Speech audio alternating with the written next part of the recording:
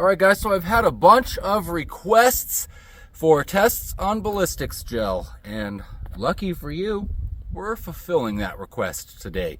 So I wanted to make it interesting, so I've got out a couple of really the most awesomest air guns that I think I've got. One is really my own creation here. This started out as a B&W M50. I added a longer barrel and made it more powerful. So now this guy's actually doing just a little bit more power than a standard 9mm round. And this guy right here, the Western Airguns Rattler, is a 357 semi-automatic air gun. And I've got this guy cranked up to just about maximum power right now, and it's doing just about what a 9mm will do as far as power. We're shooting 175 grain, big ol' massive hollow point slug to achieve that power level, but it'll do it. So we've got a rifle and a pistol, and we've got a couple real firearms that we're also gonna be shooting against good old Buddy over here to show you guys the power that an air gun can create and have a good visual example of what that's like versus your good old-fashioned 9mm. We've even got a 380 we're going to throw in the mix today. So there it is. That's what we're doing. I think this should be pretty fun. Buddy's ready to get shot. Buddy number 2, Buddy 2.0. And there we go. Let's do some shooting. Here we have everything we're planning on shooting today, the different guns and different ammo choices. Wanted to lay it all out here for you guys so that you could kind of get an idea on the different things that we're going to be testing. Of course, we've got our 380 pistol right there and a couple of choices of some 380 ammo. These guys look real fancy. Supposedly they're going to spread out real good. We'll find out if they do that. And then we've got some Remington there. And we've got some 9mm, just regular, fairly inexpensive defense hollow point cartridges right there. And then we also have a couple of these Hornady critical defense cartridges that we're going to try.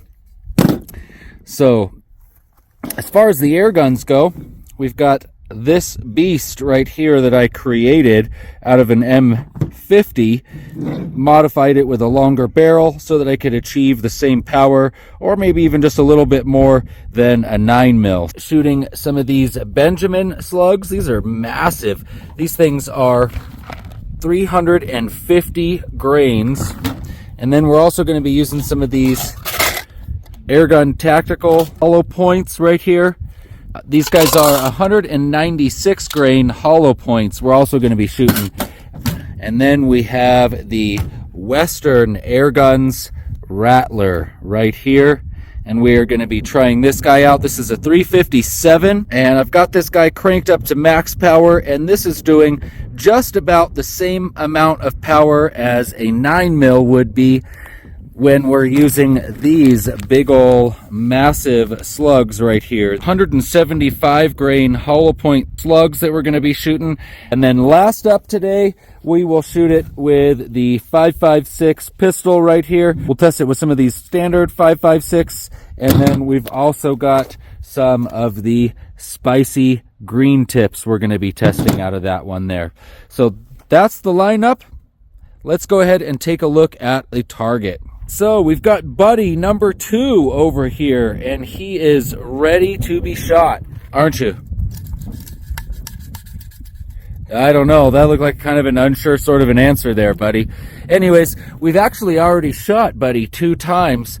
One time here, one time there with the 30 cal MacVidi MA2. If you guys want to check that video out, definitely I'll put the link in the description below. But today we've got some higher power stuff we're going to be testing out on Buddy.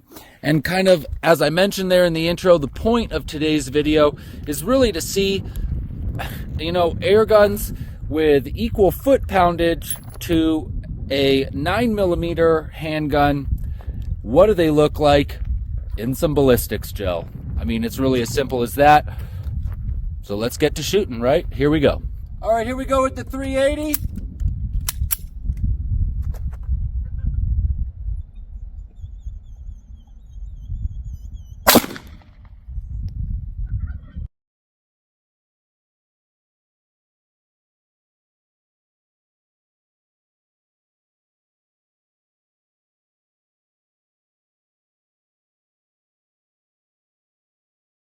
I don't know if the slow-mo camera is at the right angle to have picked that up or not, because I was aiming pretty low and I was trying to hit there and I hit lower than I was even aiming, but that 380 just went straight through. So that first round of the 380 that we were testing did not stop in the ballistics torso. Now this torso that we're using today is supposed to simulate exactly what a human body would be like as far as resistance in human tissue. Now granted, we don't have any bones really here, but I mean, down in a gut shot, there wouldn't be any bones there anyways. So one of these 380 rounds, in theory, would just go right through you and out the other side. So let's try that Remington round next. All right, here we go with that Remington. Let's see if this does any different. You hit.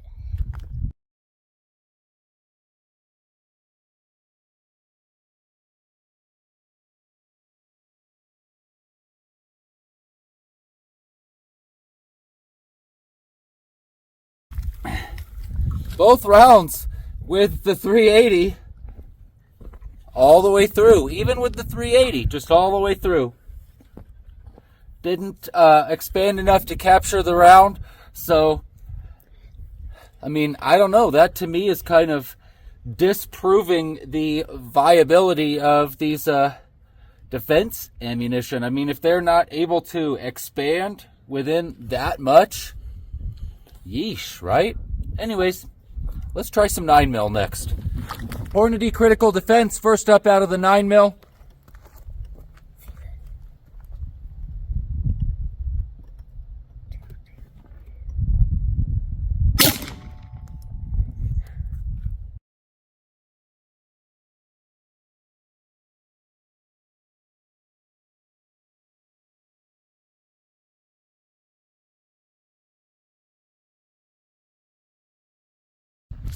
All right, so first shot with the 9mm, significantly more than the 380s.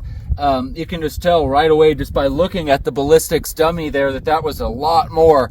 Once we get back to the slow-mo, I'm sure it'll reveal even more than that. Looks like maybe there's a little fragment of the round left in him, but other than that, we did again have a total pass-through.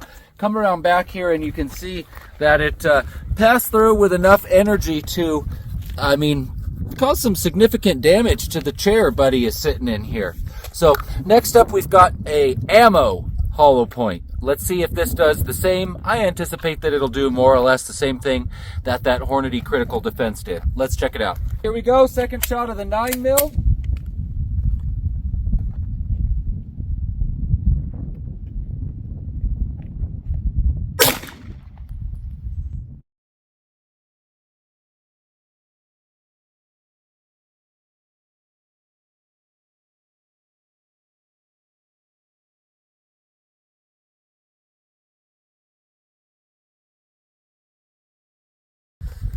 All right, so the second shot with the 9mm, I went a little bit lower and still caused significant damage to our torso there, but we hit the back of the chair and the round fell down here. So it actually, it really deformed the round, the lead, when it hit the chair, but it actually made it so that we're able to see that this guy did spread out inside the man, because the way that this copper jacket is folded down, I believe that is what happened as it went through the ballistics gel here. So although we had a pass through, it still did, I believe, what it should have done as much as possible on its way through Buddy 2.0. So we are done with our 9mm. We're done with our 380. Let's get out that M50, and we're going to shoot this guy right here with one of those big old 350 grain slugs and see what it does. All right, we've got that 350 grain Benjamin slug right now. Here we go.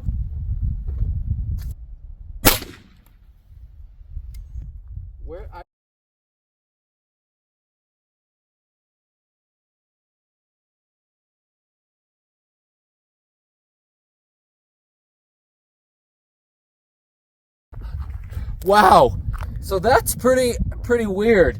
Although it's just as powerful as a 9mm by numbers, I think a 9mm would be much worse to get hit by. The slug actually literally went through him right here. I hit high. I was aiming for this side, but I hit this side. No big deal.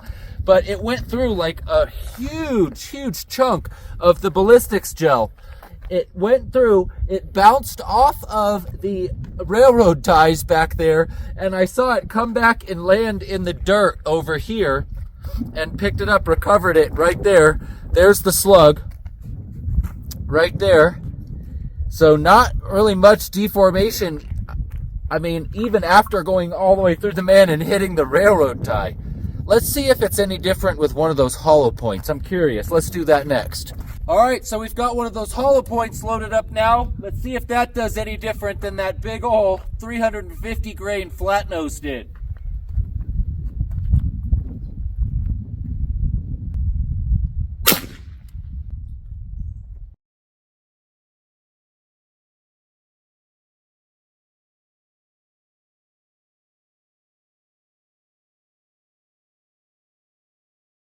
Wow, I can tell from here that looked like it really did expand. Let's go get a closer look. Nice. It looks like we did start to get some decent expansion on that, especially towards the back side of this ballistics dummy. We did have a total pass through though, and I hit him in really one of the thickest parts right there in his pec. I mean, that's a very thick point of the ballistics gel, and it just went clean through with the M50 using that hollow point. I would say that although that hollow point is maybe slightly less foot-pounds just because it's a lighter weight round, it looks like it caused more damage on the ballistics gel just because it probably imparted more energy really on the dummy itself.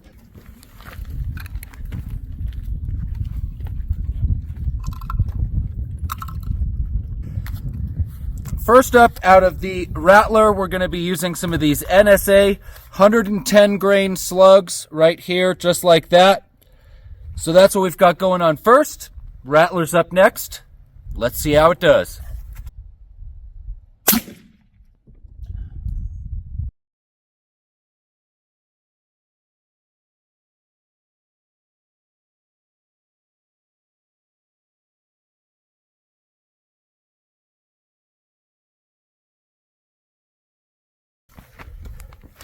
Ooh, yeah.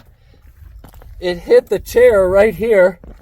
Went all the way through the guy. I nailed him right there. Looks like we had a little bit of expansion with that round.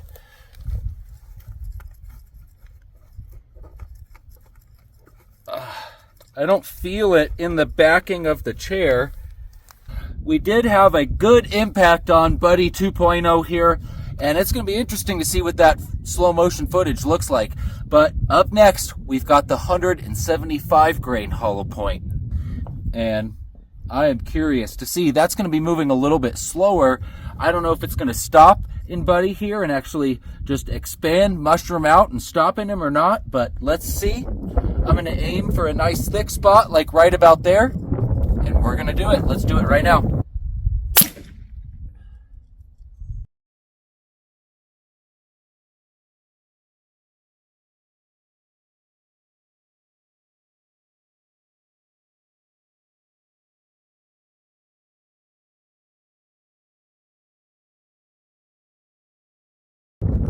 All right, so there is the 175 grain slug after it went all the way through Buddy, bounced off this metal chair backing, and hit the ground. Looks like it definitely was mushrooming out on its way through.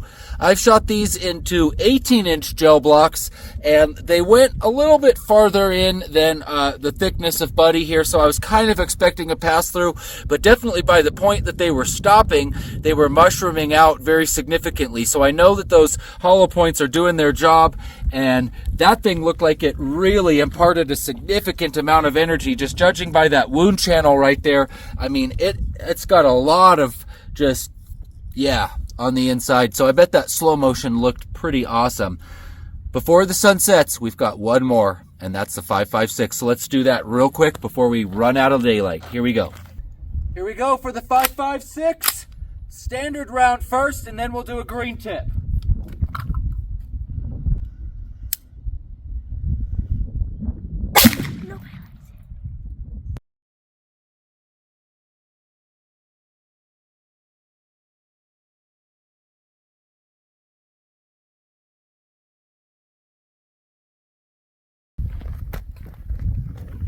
Wow. Wow, wow, wow. All right, so that was one of the 9mm rounds, right, Jade? Yes. So I hit pretty close to one of my previous 9mm impacts. But still, I mean, it went clean through Buddy, and it literally, like, come around back here. Look what it did to the backside. Went clean through the backside of the chair and just turned this chair to smithereens, as we like to say around here. So 5.56, obviously no comparison. Let's see if the green tip just looks any different, though, just for fun, though. Let's do that next. Wow. Oh, man.